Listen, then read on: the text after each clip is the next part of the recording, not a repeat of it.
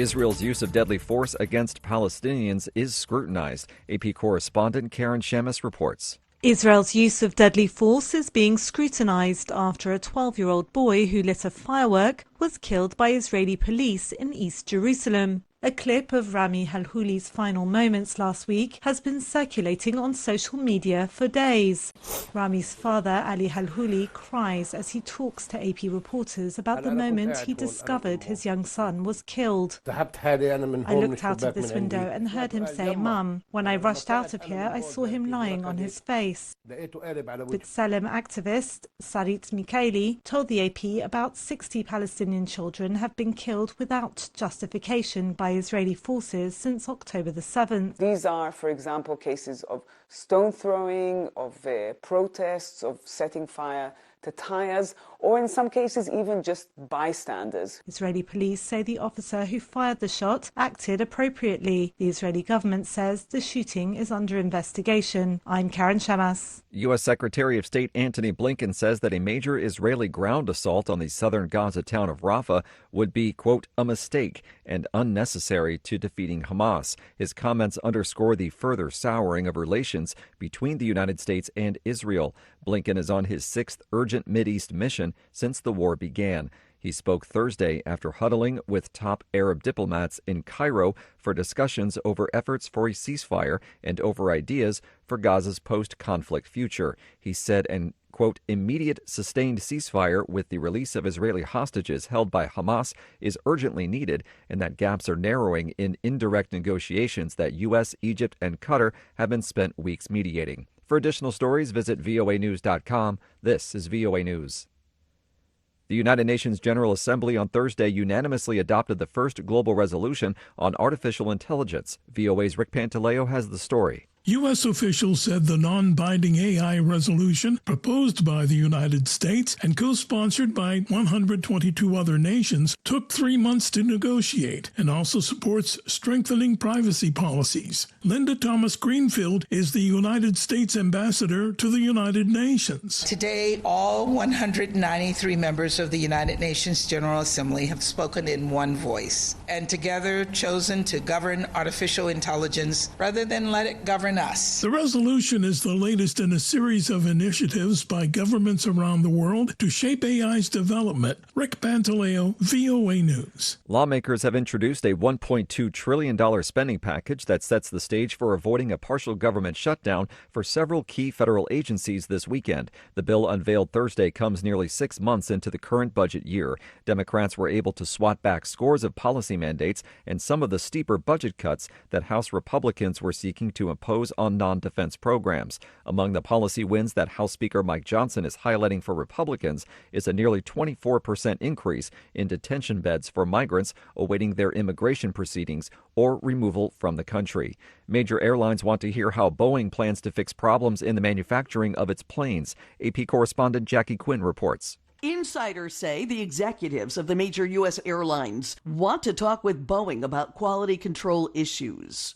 Discussions are said to be taking place for setting up a meeting likely next week. The executives of the major U.S. airlines have requested explanations of Boeing's plans for fixing the quality control problems found after some high-profile incidents. That's according to the Wall Street Journal. Those mishaps include the door panel blowing off an Alaska Airlines jet mid-flight in January. Airline CEOs have been public in criticizing Boeing's manufacturing problems, which have slowed deliveries of planes the airlines were counting on. I'm Jackie Quinn. Prince Harry alleges that the publisher of the Sun tabloid unlawfully intercepted phone calls of his late mother, Princess Diana, and father, now King Charles III. The new allegations were raised Thursday by the Duke of Sussex's lawyer in a high court hearing that seeks to expand his privacy invasion lawsuit against News Group newspapers. Attorney David Sherborne says that the eavesdropping on Diana and her then estranged husband Charles, Prince of Wales at the time,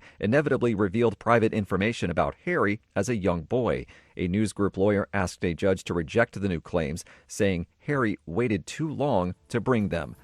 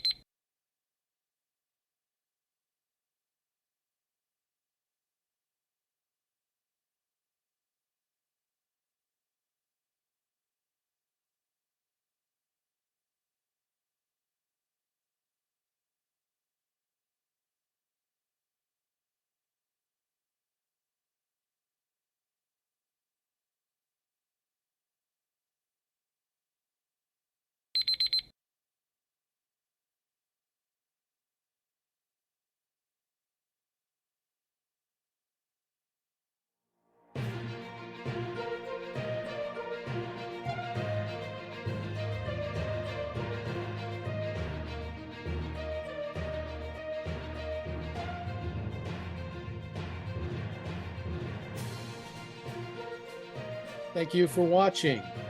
Can you do me a favor? Please leave a comment in the comments section below. That would really help. Thank you, and see you again soon.